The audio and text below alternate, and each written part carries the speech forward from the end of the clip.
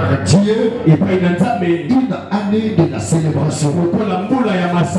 Et lorsque nous avions déclaré ça le 31 décembre, c'était une prophétie qui était sortie, mais on ne savait pas des choses que Dieu pourrait réaliser dans cette année. On est déjà vers notre 4e mariage. Alors ce n'est pas encore fini. Après ceci, ici au mois d'octobre, il y aura encore un autre.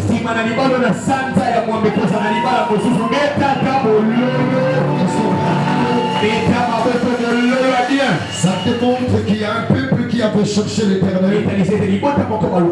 L'Éternel a exaucé Avant de commencer, je remercie ce grand Dieu pour son amour à notre égard. Le souffler la vie que nous. Si pour une seule fois, je ne peux jamais oublier cette rencontre. Ça a laissé des traces dans mon cœur. En tout cas, maman Bijou, Dieu t'a donné un bon don. Il est tellement doux, il est tellement précieux. Il te faut les garder.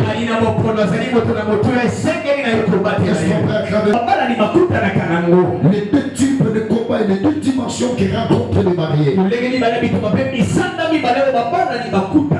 Écoutez, le mariage c'est une institution divine. Par la définition, c'est une union sacrée. Créée par Dieu. Ainsi que la famille, les familles et puis l'État.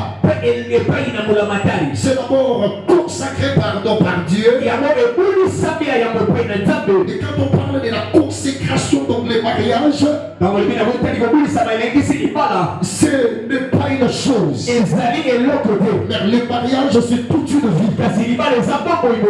Le mariage n'est pas une option. N'est pas simplement un choix. Mais on se marie pour la vie. Ce n'est pas pour une période. Ce n'est pas pour un temps. C'est toute ta vie sur la terre. Et voilà pourquoi par sa définition, c'est une union de deux personnes ayant des sexes opposés, masculin et féminin. Et si cette union est agréée premièrement consacrée par Dieu, deuxièmement agréée par des familles, et puis troisièmement agréée par l'État, il n'y a pas un mariage entre femme et femme. Ce qui se passe aujourd'hui, ce sont des choses que Dieu a consommées, a brûlé le Sodome et Gomorrhe. L'homme et l'homme ne peuvent pas se mettre à l'union. Et qu'on est bénisse dans une église, là c'est une église sataniste. Un humain ne peut pas aller prendre sa chèvre, un animal ou soit une bête pour aller l'épouser.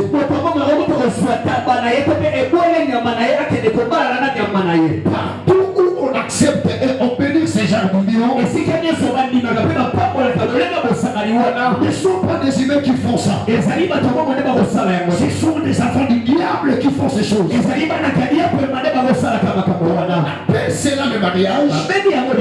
Parce que c'est une union sacrée.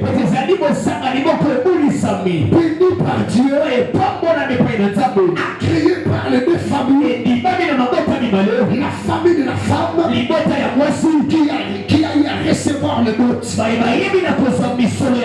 Et la famille de l'homme qui sont venus présenter leur dot. Ils ont pris leur femme. Et si cela aussi est agréé par l'État, écoutez bien aimés dans le Seigneur, nous devons savoir des choses, nous des gens de cette génération. On ne se marie pas parce que la famille, ta belle famille est trop riche.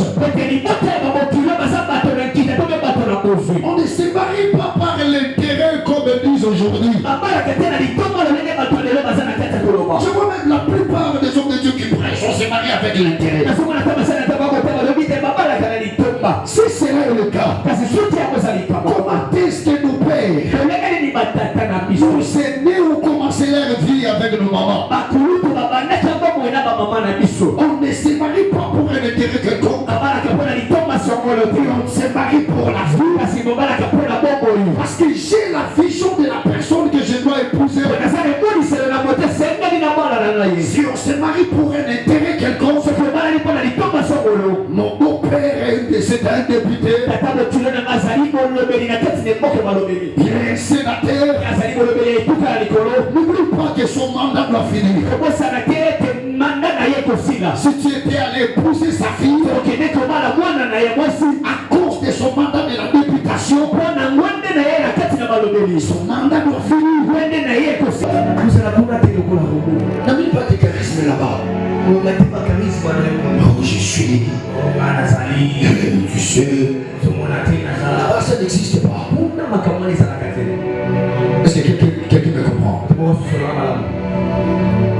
Tu es appelé papa en dehors de prendre de responsabilités de ta femme. Tu dois savoir très bien élever et éduquer tes enfants. C'est très important et très capital. Écoute ce que la Bible dit par rapport au papa. La Bible dit à Éphésiens le chapitre 5 au verset 23.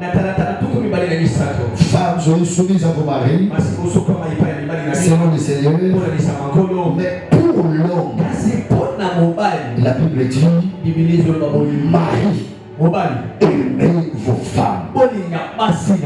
Et quand il y a l'amour, tu dois prendre soin de tes enfants. Célébration à la salle, là tout est fini. Avant d'abord que vous puissiez arriver ici, il y a des très fortes batailles que vous avez traversées. Il y a des complications que vous avez reçues dans vos deux familles. Cela est naturel. Tu verras parfois dans la famille de ta femme, on t'a compliqué. À un moment donné, tu avais une début. Il y a des moments où tu te posais des questions. Qu'est-ce qui m'avait envoûté d'aborder d'entamer ce sujet du mariage? C'est comme si ça provoquait tout le combat de ma vie. Écoute, jeune frère qui est ici, jeune sœur qui est ici, dès que vous êtes rencontrés, vous avez commencé le parcours. Le combat commence. Le jour où vous naissez, vous avez commencé à aborder le sujet du mariage.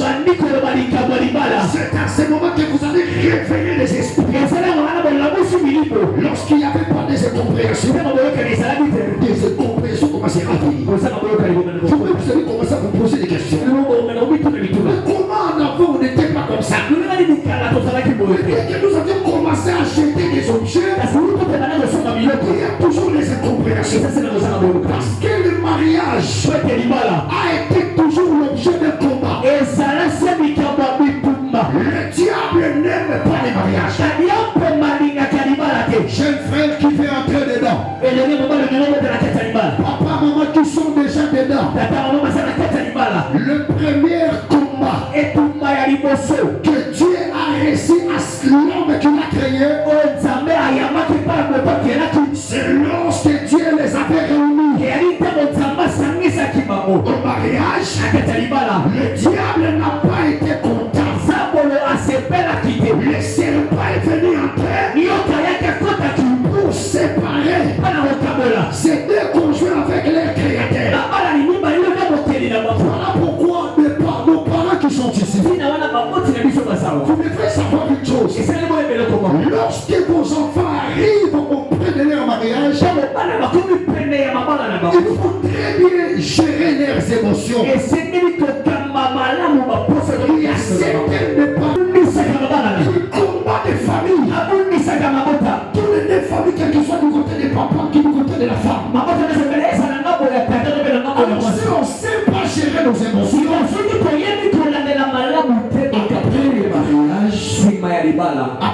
cérémonie du mariage, nous allons rester des ennemis mutuels. Il y a un esprit là qui les deux conjoints arrive à accomplir la volonté de Dieu. Là c'est avant. Maintenant après, il y a des choses encore qui vous attendront. Vous étiez déjà ensemble. Mais cette fois-ci, vous serez unis. Et Dieu marchera avec vous. Les combats doivent changer les métiers. Des incompréhensions dans des petites choses. Et ça demande plus la maturité. Sur le plan physique, ça demande d'avoir une meilleure éducation. Écoutez, vous ne pourrez jamais être de bons parents. Tu ne peux jamais être un bon mari si tu n'as pas d'abord été très bien éduqué. Ma fille, tu ne peux jamais être une bonne maman si au préalable tu n'as pas